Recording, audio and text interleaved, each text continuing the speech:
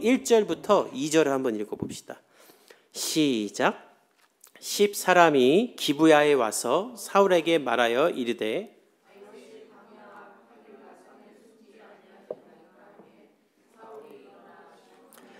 다윗을 찾으려고 이스라엘에서 택한 사람 3,000명과 함께 10광야로 내려가서, 오늘 1절에 보면 10광야 사람들이 다시 사울을 찾아와서 말했다. 왕이여, 다윗이 광야 앞 하길라 산에 숨어 있습니다. 이 10광야 사람들이 사울에게 와서 다윗 잡자고, 다윗 어디 있는지 안다고 말하는 게 지금 처음이 아니죠. 벌써 세 번째예요. 그래서 제가 10광야 사람들을 말할 때는 10광야라고 해도 된다라고 말했죠. 이 나쁜 사람들이에요. 아무 죄도 없는, 아니 더 나아가서 하나님이 택하신 다윗, 그 다윗을 마땅히 보호해야만 한 같은 유다 지파 사람들이지만, 이들은 공포 정치를 하는 사울이 두려워서 사울이 원하는 대로 계속 다윗의 행방을 알려주면서 다윗 잡으러 갑시다, 사울을 부추기는 사람들입니다. 그래서 다윗이 10광야에 있을 때는 우리가 그가 숨은 곳도 알고 지형도 알고 있으니까 오기만 하십시오, 우리가 잡아 넘기겠습니다, 이런 말까지 하죠. 그래서 실제로 다윗은 잡혀 죽기까지 가요. 직전까지 가요. 근데 그때 마침 블레셋이 이스라엘을 쳐들어오는 바람에 사울이 다윗을 잡으려다 말고 블레셋을 이렇게 해치우러 가죠. 그래서 갔는데 다윗이 그 사이를 틈타 엔게디 광야로 가니까 10광야 사람들이 그걸 관찰하고 있다가 다시 사울에게 가서 사울이여, 다윗이 엔게디 광야에 있습니다, 다시 잡으러 가시죠. 그래갖고 사울을 또 부추겨서 잡으러 갔다가 동굴에서 다윗을 만났던 거예요. 그리고 이제 완전히 이제 화해하고 헤어졌는데 이 10광야 사람들이 40km나 떨어진 사울을 또 찾아서 말하는 거예요. 왕이여, 다윗이 어디 있는지 우리가 또 찾아냈습니다. 아니 칼을 뽑았으면 물어도 베야지, 하길라 산에 있어요, 가서 죽이시죠. 이 하길라 산에 있다는 말은 단순히 위치를 알려주는 것이 아니라 이들의 문화권에서는 잡기 좋은 곳에 있습니다라는 말이에요.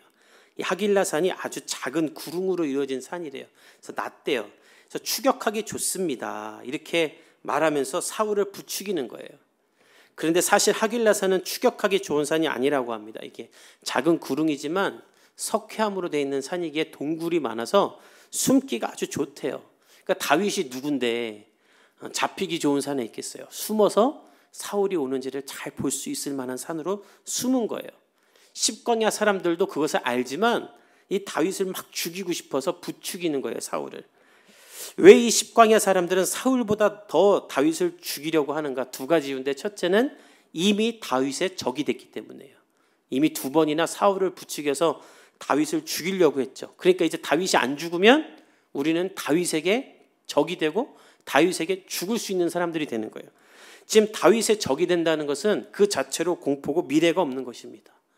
골리앗과 블레셋을 무찌르는 사람, 사무엘에게 기름 부음 받은 사람, 누가 봐도 왕이 될 사람인데 그의 적이 되었으니 이제 그가 왕이 된다면 제일 먼저 우리를 멸하지 않겠습니까?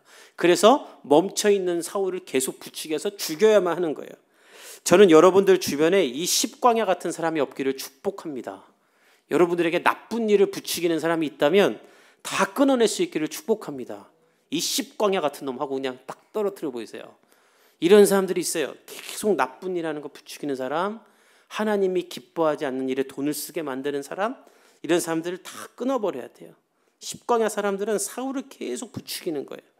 두 번째, 이들이 다윗을 죽이려는 이유는 무엇인가? 보다 근본적인 이유인데 하나님을 보는 눈이 없기 때문이에요. 아까 말했지만 다윗은 이미 두 번이나 죽을 뻔했죠. 근데 그 죽을 뻔한 순간마다 하나님이 기적적으로 다윗을 살리셨어요. 잡히기 직전인데 갑자기 블레셋이 쳐들어와서 사울은 다윗을 놓아줘야만 했고, 동굴들을 다 포위했는데 사울이 배가 아파 들어간 동굴에 다윗이 칼을 들고 있었어요. 그리고 오히려 사울이 죽을 뻔했어요. 이 과정을 보면 하나님은 다윗을 위해 일하고 계시는구나라는 것이 명백하죠. 근데 10광야 사람들은 이것을 보는 눈이 없는 거예요. 하나님은 다윗과 함께 있구나, 우리가 죽일 수 없구나라는 걸 보는 눈이 없으니 계속해서 사울을 찾아 악을 도모하는 거예요. 전 여러분들 가운데 이 10광야 사람들과 같은 모습이 없기를 예수님의 이름으로 축복합니다. 눈이 열려 하나님의 일을 볼 수 있어야 돼요. 하나님을 보는 눈이 없으면 하나님과 반대되는 일을 하게 됩니다. 의지하지 말아야 될 사람들을 의지하고 헛된 것에 마음을 뺏기고 맹신을 하기까지 해요. 그리고 결국 나락의 길로 떨어집니다. 여러분, 헛된 것에 맹신하는 사람들을 보세요. 사실을 믿지 않아요. 지난주에 KBS 9시 뉴스에 금융당국이 주의를 부탁한다고 하면서 뉴스 기사를 냈어요. 뉴스지만 사실은 정보 제공 같았어요. 이 블록체인 기술로 복제가 불가능하게 만든 디지털 증명서, 이걸 NFT라고 하는데, 이것으로 고수익을 낼 수 있다고 소비자를 모은 한 판매업자가 있답니다. 근데 이게 사기 같다라는 거예요. 금융당국이 보기에. 그래서 금융당국이 경찰에 고발을 하고 금융당국이 KBS에다가 보도를 하라고 한 거예요. 그래서 KBS가 이걸 보도를 하면서 이미 투자한 사람들을 만나서 취재를 하는데, 놀라운 것은 그 회사에 투자하는 사람들이 KBS 기자를 혼내면서 이거 그런 거 아니라고, 그렇게 몰아가지 말라고, 이 사람들 사명 가지고 일하는 회사라고 변호하는 거예요. 금융당국과 경찰과 공영방송이 사기라고 말하는데 빠져나오질 못해요. 거기에 빠져있고 맹신하니까. 그 사람들이 바보라서 맹신합니까? 아닙니다. 허탕치는 사람들을 보십시오. 다 공부하고 허탕치는 거예요. 다 아는 사람들이 허탕쳐요. 여러분, 기억하십시오. 하나님보다 많이 아닌 것이 있을 때 그것으로 말미암아 인생의 방향이 틀어지고 무너지는 거예요. 이 십광야 사람들이 그랬던 거예요.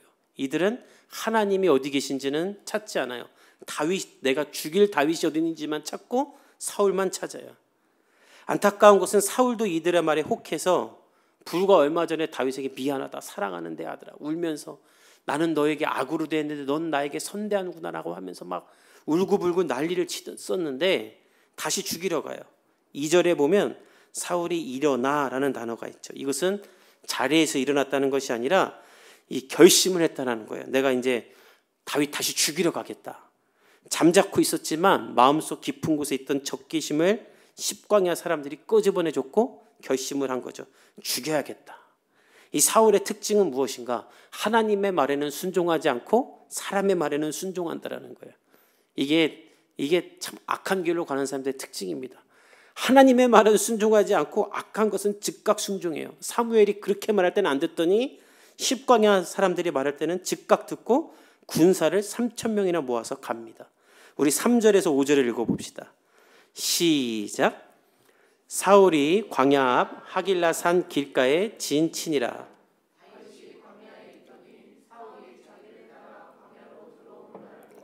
이에 다윗이 정탐꾼을 보내어 사울이 과연 이른 줄 알고 다윗이 일어나 사울이 진친 곳에 이르러 사울과 넬의 아들 군사령관 아브넬이 머무는 곳을 본즉 사울이 진영 가운데 누웠고 백성은 그를 둘러 진쳤더라.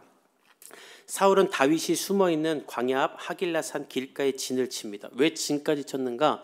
내가 저거 잡기 전까지는 떠나지 않겠다는 거예요.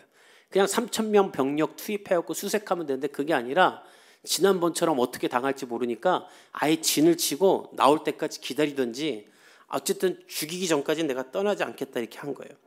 다윗은 그것을 다 지켜봅니다. 숨어서 보고 있었겠죠. 그리고 정탐꾼을 보내 사울의 위치와 군대의 진영을 파악하는데 한 가지 특이한 점이 있어요. 사울의 왕위의 위치가 3,000명 한가운데 있는 거예요. 근데 더 놀라운 건 군사령관도 사울과 함께 진영 한가운데 있어요. 이게 군대 갔다 온 사람들은 다 아는데 지금 이거는 전쟁이 아니죠. 비등한 나라끼리의 싸움이 아니에요. 그러면 지휘관을 보호할 필요가 없어요. 지휘관들은 맨 앞에서 다윗을 잡기 위해 군사들을 지휘해야 돼요. 그런데 일방적으로 이렇게 쳐들어가는 것에도 불구하고 사울과 이 군사령관은 3,000명 한가운데 있는 거예요. 옛날에 유머 1번지라는 게 있었습니다. 여러분 아세요? 개콘 이전에 훨씬 이전에 있었던 프로인데 거기 변방의 북소리라고 심영래 씨가 나와요. 유명한 대사가 있어요. 나를 따르라. 그러면 장군을 따라가야 하는데 심영재 혼자서 뒤로 가는 거예요. 너무 재미있는 프로라 온 동네 애들이 그거 하고 놀았는데 지금 이 사울의 군대가 딱 그거 하는 거예요. 완전 코미디인 거예요. 다윗을 잡으러 갔는데 사울과 군사령관이 앞에 있지 않고 한가운데 있어요. 왜? 무섭기 때문이에요. 다윗을 잡으러 갔는데 다윗이 두려운 거예요. 또 다윗을 잡으려다가 내가 죽을지도 모른다는 두려움이 있는 거예요. 그래서 다윗의 용사보다 5배 많은 3,000명을 데리고 가서도 한가운데 있는 거예요. 뒤에 보겠지만 사울은 쫓기는 다윗보다 본인이 더 불안해요. 왜? 하나님이 없으니까. 내가 하는 이 일을 하나님이 원하는 일이라는 확신이 없으니까 모든 유리한 상황에서도 사울은 불안한 거예요. 그런데 오늘 본문에 보면 다윗은 쫓기면서도 불안하지 않아요. 쫓기면서도 용감하고 쫓기면서도 담대해요. 우리 6절에서 7절 한번 같이 읽어봅시다. 시작. 이에 다윗이 햇사람 아히멜렉과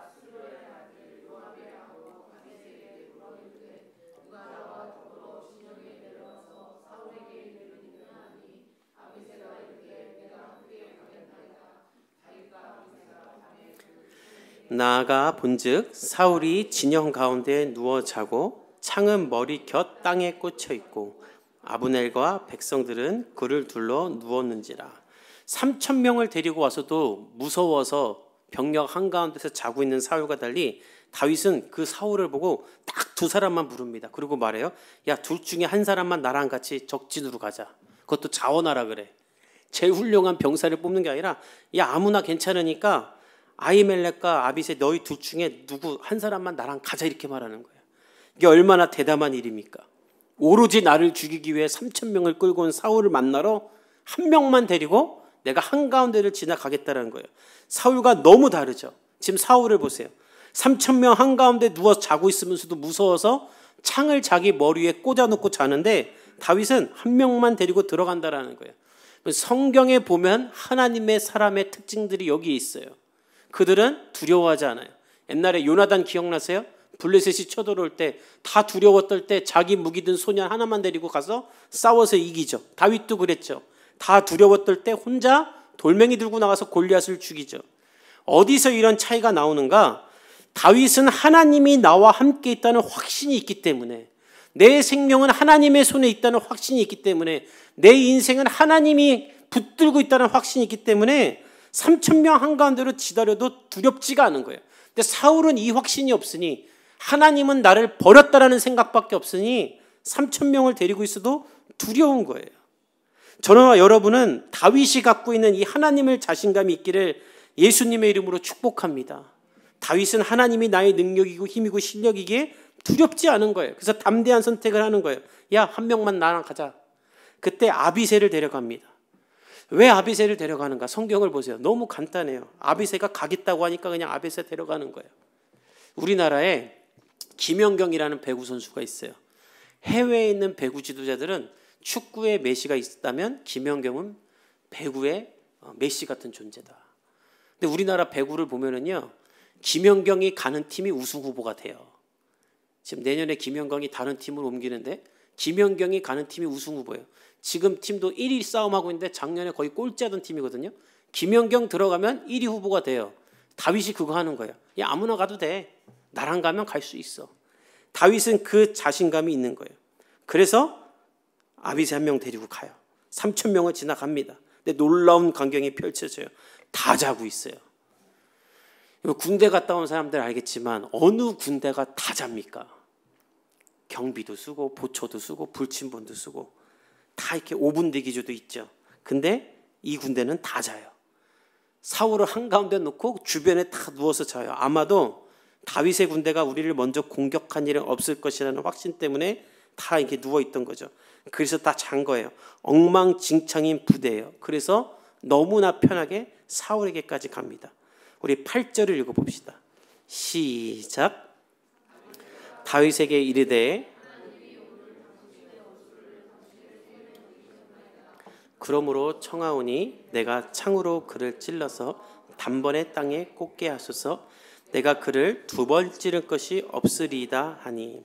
아비새는 모두가 다 자고 있는 이 말도 안 되는 광경을 보면서 사울에게까지 다다릅니다. 그리고 사울도 쿨쿨 자고 있어요.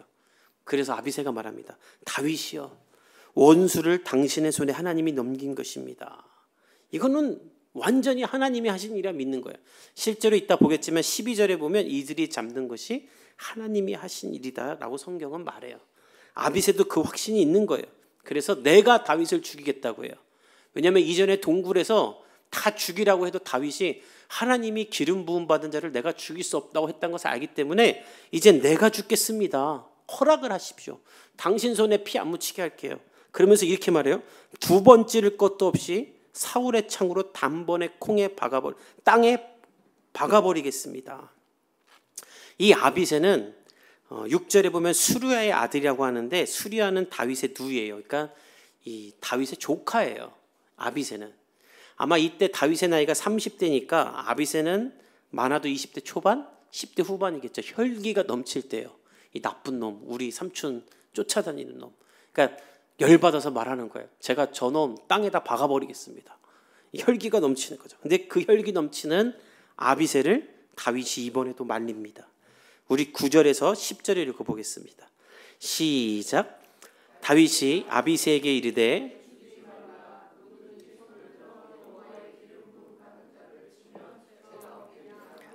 다윗이 또 이르되 여호와께서 살아계심을 두고 맹세하노니 여호와께서 그를 치시리니 혹은 죽을 날이 이르거나 또는 전장에 나가서 망하리라. 다윗이 아비새를 말립니다. 야, 네가 죽이면 뭐 괜찮은 거냐? 아니다. 너 사울 죽이면 너에게도 하나님의 그 책망이 있을 것이다. 그는 기름 부음 받은 사람인데 죽이지 말자. 하나님이 세우셨으니 하나님이 처리하실 것이다. 내가 맹세하건대 사울은 하나님이 죽이거나 전쟁에 나가서 죽을 거다라고 말해요. 왜 이런 말 하냐면 이 군대를 보니까 이 밤에 아무도 왕 안 지키고 다 자고 있는 군대를 보니까 어느 나라랑 싸워도 죽겠구나 싶은 거예요. 그래서 하지 말라고 하는 거예요. 그리고 나서 다윗은 사울을 또 살립니다. 불과 얼마 전 울고불고 하면서 다윗아 나는 너를 사랑한다. 넌 내 아들이다. 미안하다라고 하면서 갔던 사울. 근데 다시 3,000명을 끌고 와서 나를 죽이려는 그 사울. 게다가 이때는 언제냐면 사울이 다윗의 아내 미갈, 그러니까 자기 딸이죠. 딴 남자한테 줬을 때예요. 이것은 무엇을 말하냐면 더 이상 너는 내 사위 아니야. 우리 가족 아니야 라고 공표를 한 거예요. 그런 사울을 다윗이 또 살리는 거예요. 그러면 죽이지도 않을 거면 다윗은 지금 여기 왜 왔는가? 우리 11절에서 12절을 읽어봅시다. 시작. 내가 손을 들어 여호와의 기름 부음 받은 자를 치는 것을 여호와께서 금하시나니